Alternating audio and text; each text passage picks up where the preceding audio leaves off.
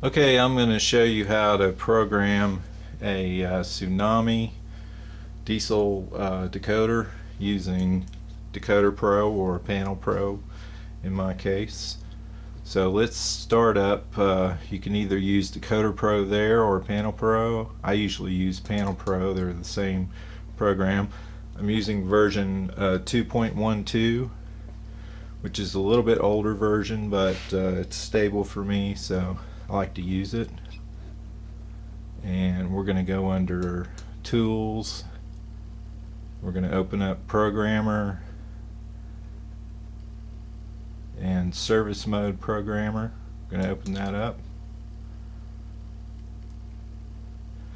Okay, and then you'll get a service mode programming setup here, and you can go down through all these and pick the decoder that you want to pick, or an easier way to do it is to read the type of decoder from the programming track. So that's what we're going to do. We're going to read type of decoder here. Okay, and we're going to go ahead and put the locomotive on the programming track. I have my turntable lead track isolated with jumpers, and I also put a little push pin in there so when the locomotive moves forward it won't cross the gaps and short.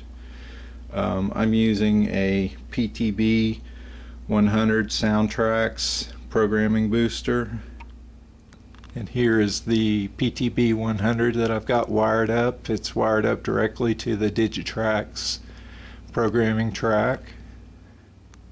And I also have a double pole double throw switch here that you can throw to either give power to the locomotive with regular track power, or you can throw to program. And I'm using a Railroad Circuits Loco Buffer USB. It's plugged directly into the computer there, as you can see, with the USB, and then I plug directly into the LocoNet, which goes into a DCS 100 command station. So we'll go ahead and read the type of decoder and show you what it does. Okay, so we're going to read the type of decoder here, and it's reading manufacturer ID CV8. Get the type of decoder, and it's also reading manufacturer version CV7. And then you see it pops up all the Tsunami type decoders. Now I'm going to look through here and figure out which one of these. It's a Tsunami AT1000 EMD 645, so it'd be that one right there. Then we'll go ahead and open the programmer here.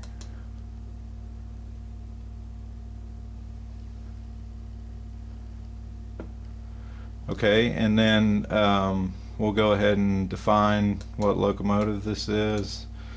This is going to be 3016. It's Clinchfield engine, SC40.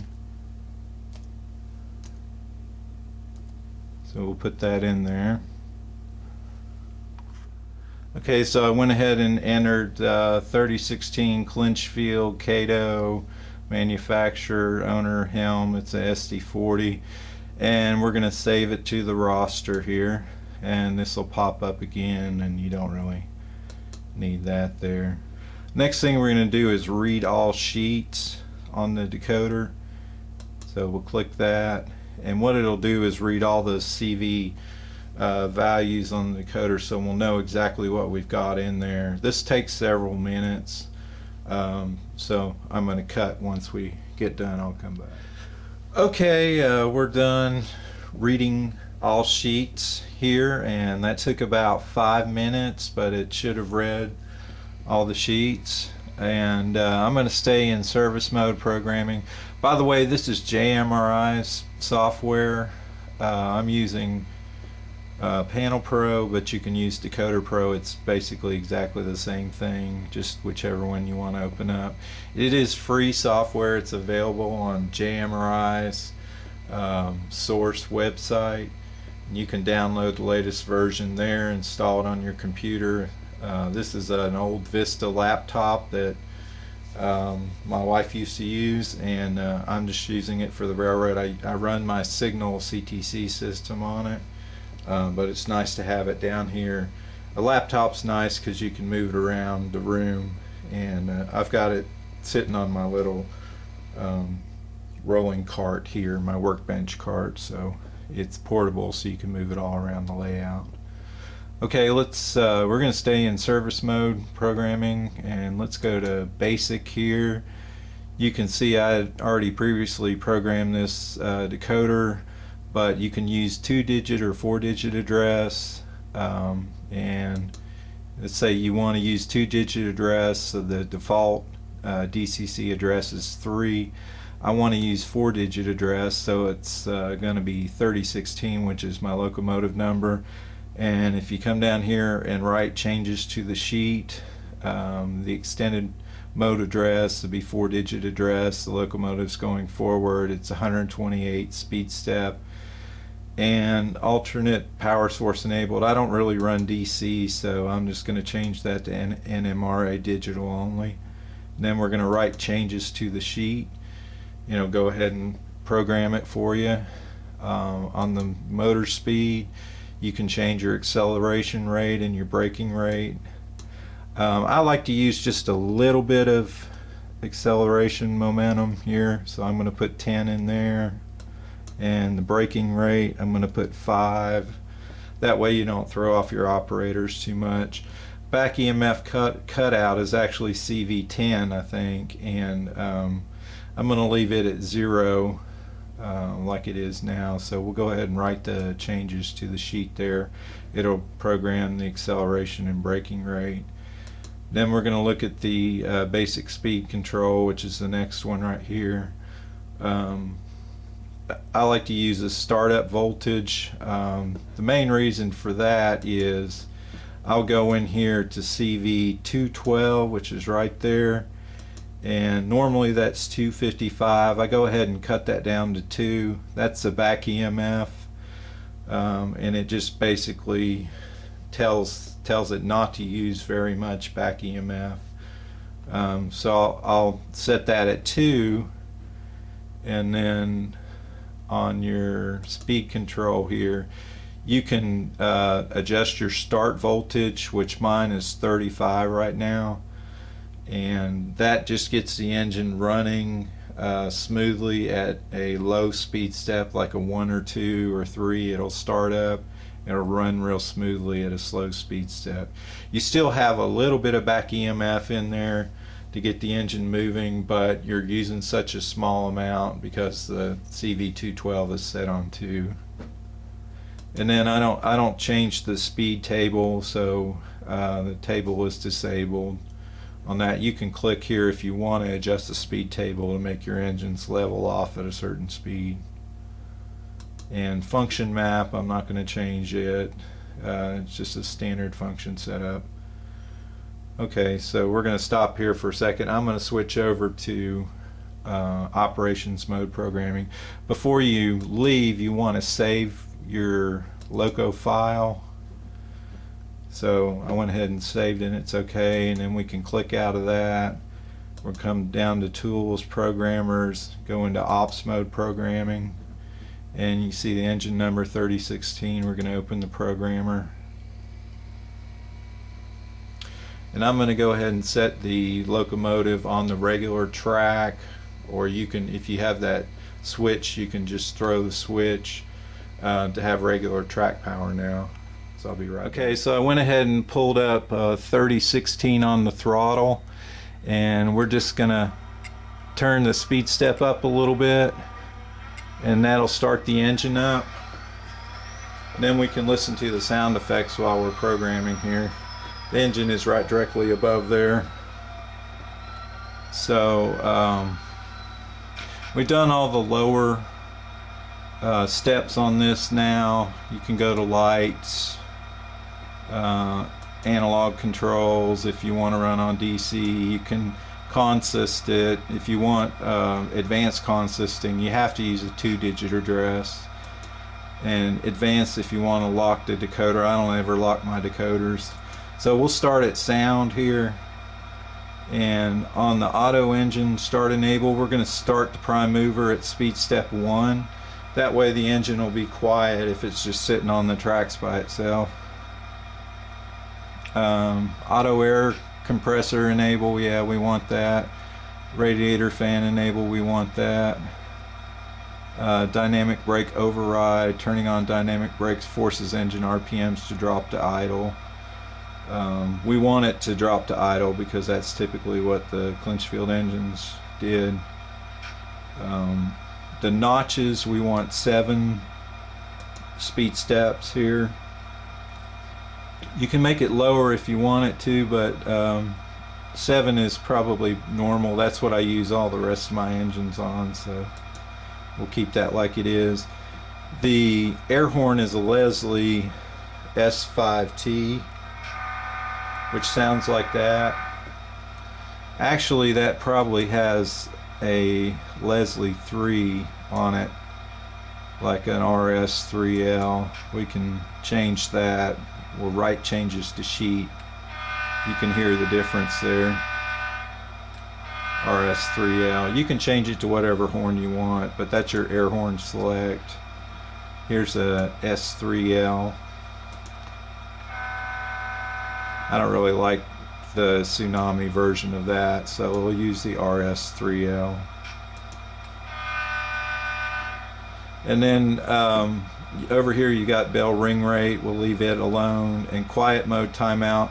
If you want your engine to go dead after a certain amount of time, you can move that up and program it. So we'll go to sound levels, master volume control. I've got set at 100 just based on the speaker and the sound level I like to use on my layout. I can make it a little bit louder here just for demonstration purposes. Let's make it 120. Write changes to the sheet so you can hear it a little better. Here's the bell. Bell volume I turned down. I've got it set at 35. Air horn I turned all the way up to 255. That's this one. Engine exhaust I left alone. It's 180. Dynamic brakes I usually bring that up to 150, so it's a little bit higher. Radiator fans are set at 140. I didn't mess with any of these. I do like to turn down the brake squeal probably down to about 60. So we'll write changes to sheet. And brake release volume, coupler volume, that's a little bit loud, so we'll go ahead and change that. That's your coupler volume there. And if you want to hear the dynamics, you can hear them kick on there. It might be a little loud. Let's lower that down to about 138. Anyway, you can hear the dynamic brakes pretty well. And the engine exhaust volume, we'll leave it alone. I'll demonstrate that to you. But you can hear that pretty well.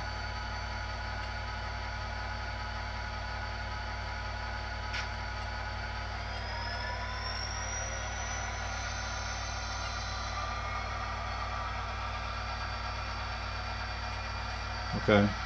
And then CVs, the only thing I change on that is CV212, which I already explained. Tsunami lighting, this is kind of weird, but it says dyno light. That's kind of the normal headlight effect for F-Zero. And you can do grade crossing logic in here, or Rule 17. If you want to do headlight mapping, like to map it to F5, you can, but the lighting should work anyway with F7, function 7 on your throttle. It should dim. I'm going to turn mine on and check it here. It's got directional lighting on it, and when you hit F7 it just dims it, and then you push it again and it goes back to normal. Backup light has got Rule 17 mode, which is F7, and then if you have function 5 and function 6 as lighting, like ditch lights or something, you can change these. You can change the type of light here. to get ditch lights, type 1 and type 2 ditch lights. You can change those and program that there. And then here's your flash rate and your grade crossing hold time.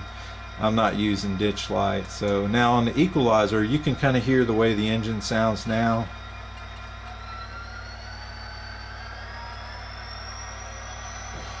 What I like to do on this, since I'm using a small oval speaker, is we'll click small speaker, and then I'm going to go ahead and bring up the bass frequencies on 62 and 125.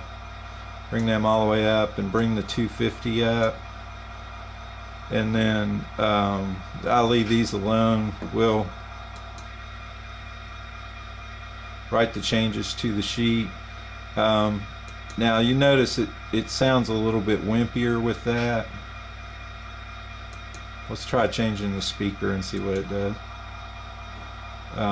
Edge port speaker, and you can try a large speaker, see which one sounds the best here. It gives you a little bit more boost with the large speaker, so gives you a little more bass. You can hear that. Sounds really nice. Gives it a little bit extra bass there, so you get a little bit deeper sound. On the reverb, I like to use reverb. Right now I don't have any set on it, but let me blow the air horn here. So let's do additional reverb for the horn. I don't think you need it for the exhaust, but we'll leave the output level there. But let's turn the horn reverb level up, put it all the way up, and write changes to sheet.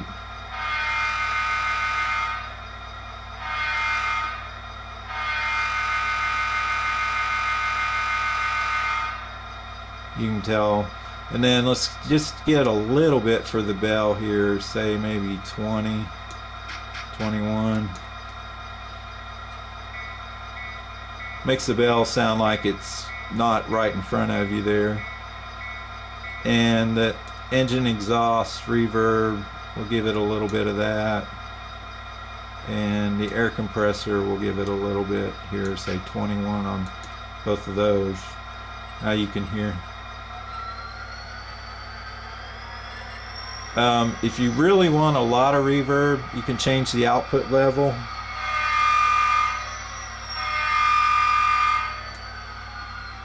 Let's put it all the way up and show you what that sounds like.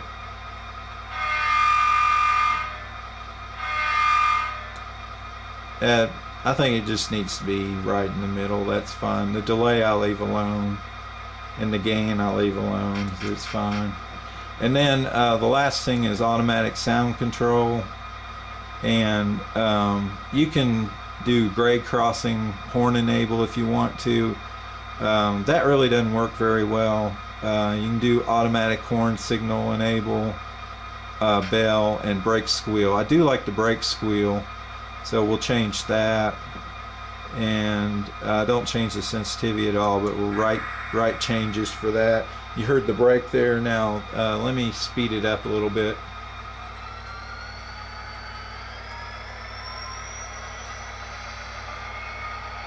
You can hear the brake squeal when it slows down there.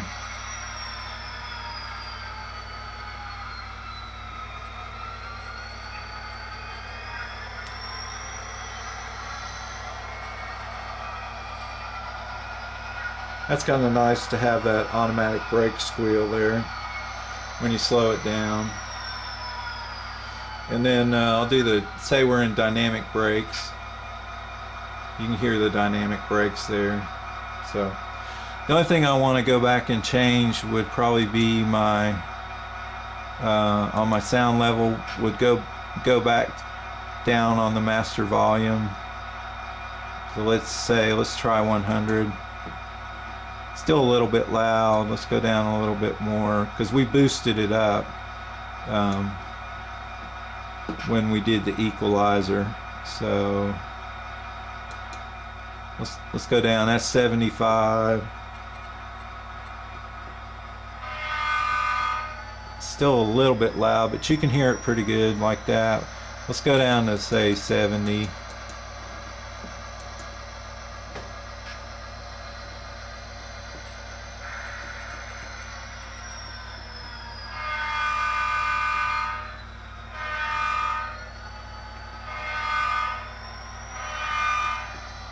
Okay, I'm not too crazy about the reverb on the horn, so I'm going to lower it down a little bit. Let's change that down to about halfway.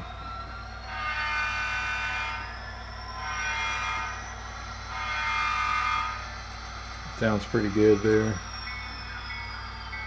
You can hear the bell. Okay, so we're pretty much done with that. So let's go up here and save on the file, and then we can go ahead and click off this and get out of Decoder Pro, and then I'll run the engine just so you can see it run and listen to it. Okay, we got the engine here. We're going to demonstrate some of the sound effects.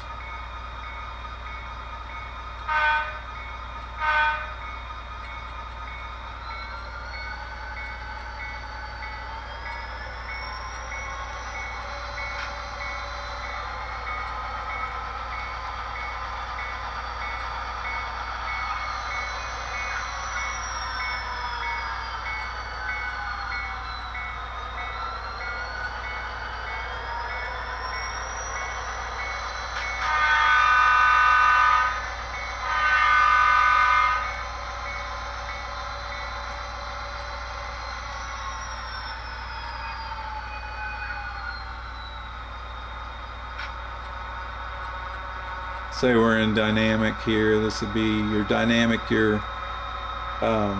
throttle drops to 0, and then they just kind of coast along there.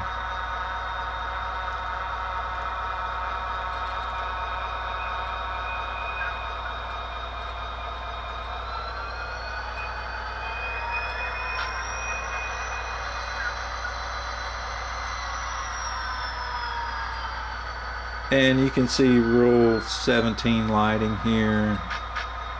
Dim the headlight there a little bit. That's brighter. But that's about it for programming with Decoder Pro. It's a lot of fun to use. It's really easy to set up, and basically you just have to get a loco buffer USB, and then if you've already got a Digitrax or NCE system with your programming track set up, then you can just use your programming track for service mode, and then you can do your sounds in ops mode programming, so you can hear the different changes while you're making the programming changes. So that's about it. Y'all have a good day.